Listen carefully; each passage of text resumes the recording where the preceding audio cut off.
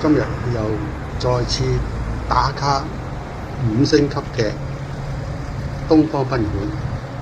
咁點解成日嚟啊？好簡單啫，80蚊人民幣，即係78蚊左右港紙，11蚊美金。11蚊美金喺美國食乜嘢啊？淨係俾小費啊都要啦，都唔止啊！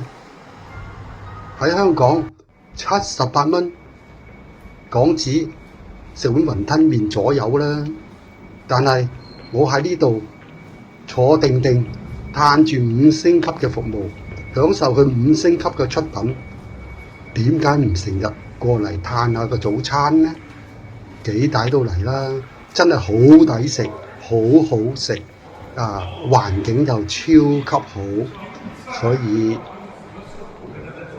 得閒我都會過嚟嘅。而且佢就喺地鐵口，方便，太方便啦！交通超級方便啊！環境好靚㗎，呢度唔差㗎。佢係老牌嘅5星級酒店啊嘛，絕對唔差嘅。個大堂好靚，我好中意佢呢個蘭花嘅擺設，好有藝術性，相當之好。咁入去餐廳揾嘢食啦。咁今日呢，就我嚟得早，都唔使等位。但係如果係9點鐘到呢，咁就要等位啦。